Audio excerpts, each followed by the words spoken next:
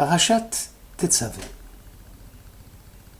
Amalek survint et attaqua Israël à Réphidim. Moïse dit à Josué, « Choisis des hommes et va livrer bataille à Amalek.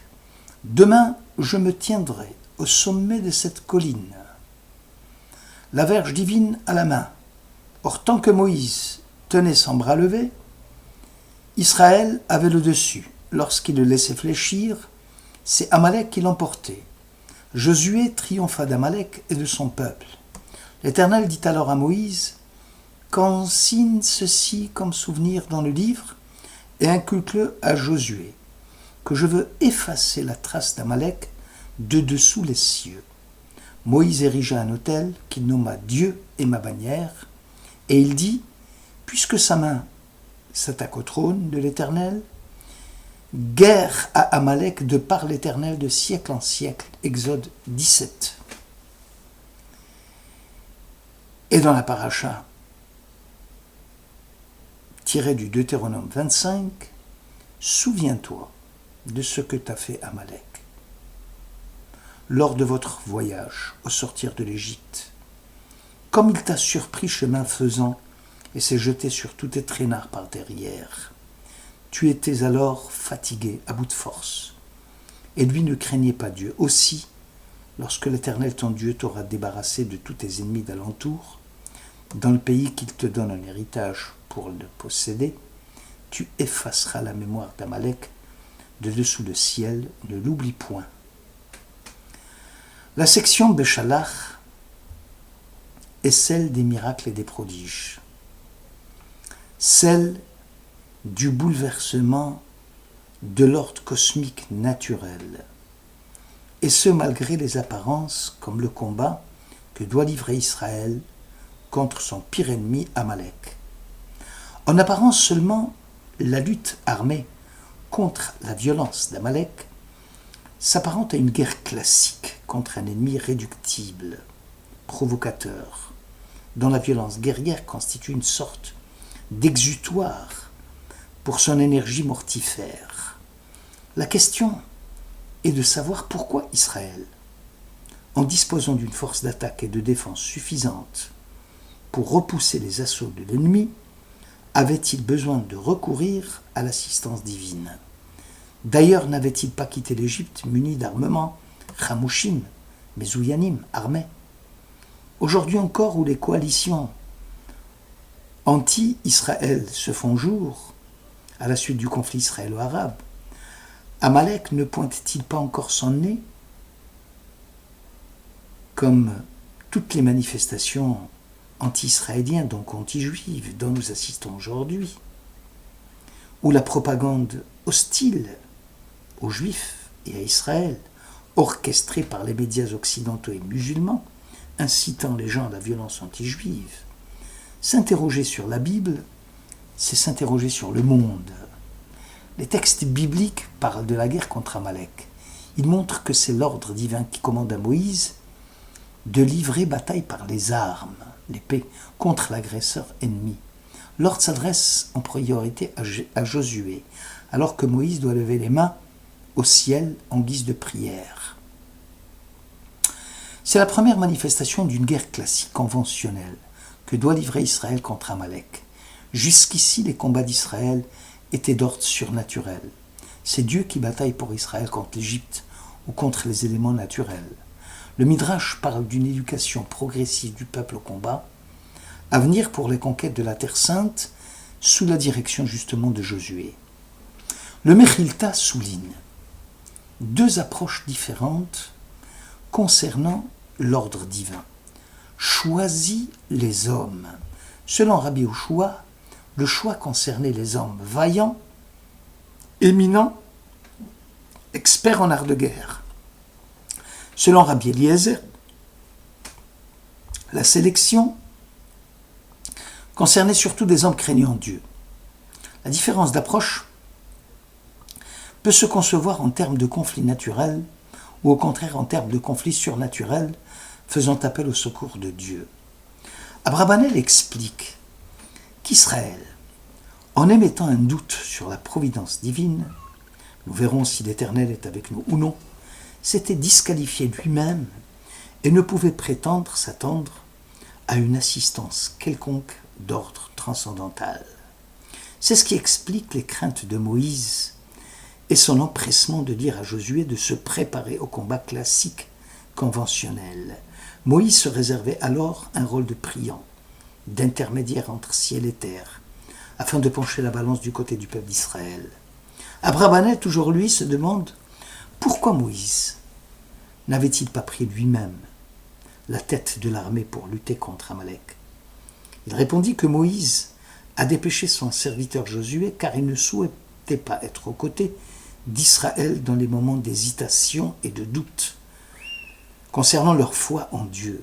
Moïse manifestait à sa façon son mécontentement à l'égard de ce peuple qu'il a sorti d'Égypte sous les ordres de Dieu. Un grand nombre de commentateurs, suivant l'exégèse d'Abrabanel, interprètent comme lui l'impératif de Dieu à Moïse, sort de la nuée, ce qui signifie sort du parapluie de protection d'ordre surnaturel et entre dans le monde naturel de la défense conventionnelle classique. Moïse doit tenir son bras levé pour qu'Israël triomphe, ce qui montre à l'évidence que le triomphe ne peut venir que de là-haut, selon l'expression de nos maîtres. Tout le temps qu'Israël orientera son cœur vers le ciel, il aura le dessus sur ses ennemis.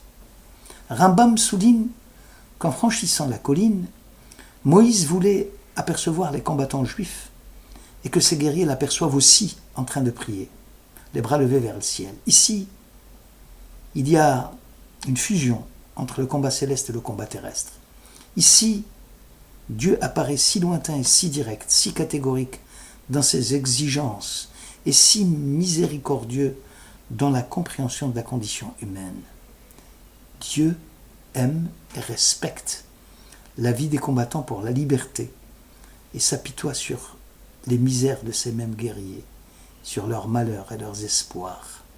Ce combat contre Amalek exprime le besoin que ressent l'homme d'une main qui le guide et de la certitude de son ultime rédemption. Ici, on entend la répétition de l'écho du cri de Dieu au monde, afin de percer la cuirasse d'insensibilité dont l'homme moderne se protège. Beaucoup de nos commentateurs expliquent que le bâton divin de Moïse était le bâton du commandement militaire. Le Rambam explique que c'est le sceptre du chef suprême des armées et en même temps le fanion du guerrier, le drapeau qu'il tente de hisser en territoire ennemi et qui symbolise les couleurs et les emblèmes de la nation juive. Le combat contre Amalek avait tous les ingrédients d'une guerre classique naturelle, dans laquelle le Deus ex machina, c'est-à-dire l'intervention divine, serait apparemment absente. C'est ainsi que Rachi justifie l'armement dont disposait Israël à la sortie d'Égypte, car il était destiné à juguler la violence d'Amalek. Le Khatam Sofer souligne que le pharaon d'Égypte, en apercevant l'armement dont s'était doté Israël en quittant l'Égypte, avait pensé que les forces surnaturelles que le pharaon accordait à Moïse et à son Dieu étaient en voie d'extinction et que désormais le combat serait plus équilibré, puisqu'Israël avait désormais besoin d'une armée et des armes. Aussi va-t-il entreprendre de les attaquer avec 600 chars d'élite, ainsi que tous les chariots de l'Égypte couverts de guerriers. Tirons l'épée et que ma main les extermine, disait le pharaon. Dieu aurait pu défaire le pharaon, conventionnellement parlant. Cependant, Dieu a préféré recourir au miracle. Toi, tu as soufflé et l'océan les a engloutis. Le combat contre Amalek aurait pu également se dérouler sur le champ du surnaturel, sur le mode du miracle. Cependant, Dieu a choisi la voie naturelle de la guerre conventionnelle classique pour montrer à Israël que le triomphe se conjugue sur les deux modes et que l'attribut divin Elohim, symbolisant la nature comme le nom ineffable Yudé Vavé symbolise l'extra-naturel, l'au-delà de la nature. Yitro, beau-père de Moïse, après tout ce que Elohim avait fait pour Moïse et pour Israël, combat conventionnel contre Amalek. Lorsque l'Éternel Yudke Vavke avait fait sortir Israël de l'Égypte, combat non conventionnel contre le Pharaon, Moïse érigea un autel qu'il nomma Dieu est ma bannière. Rachi explique que même si la guerre s'était déroulée de façon conventionnelle, apparemment sans intervention divine, il y avait ici aussi, d'une façon discrète, une action miraculeuse, grandiose. Aussi Moïse va déjouer les pièges que peuvent constituer des idées trompeuses, comme celle de penser que c'est par la force physique que l'on triomphe. Et ce, à la suite des succès militaires qui peuvent griser les combattants. Moïse va déclarer que de siècle en siècle, on doit savoir discerner que c'est l'Éternel, Yudke Vavke, qui donne le succès, même si ce dernier a été obtenu à la suite d'une guerre conventionnelle classique. Que faut-il penser de tous les Amalek d'aujourd'hui? Taguieff, géopoliticien, écrivain connu, écrit qu'aujourd'hui encore Israël doit faire face à cette haine anti-juive implacable. Ce mythe répulsif du juif s'est internationalement construit sur la base d'une figure démonisée. Les juifs, les israéliens, les sionistes. Le motif de propagande anti-juif s'articule avec ces amalgames, sionisme égale racisme, Sharon, Netanyahou, c'est Hitler. Les vieilles rhétoriques racistes sont institutionnalisées, permettant de construire une figure diabolisée, Israël. L'islam ou l'islamisme, métamorphosé en fanatisme, part en ressentiment contre l'entité sioniste, dont l'hégémonie anti-juive se fonde sur ce dualisme manichéen. Les Juifs sont méchants par nature, et les Palestiniens et ceux qui les soutiennent sont innocents par nature.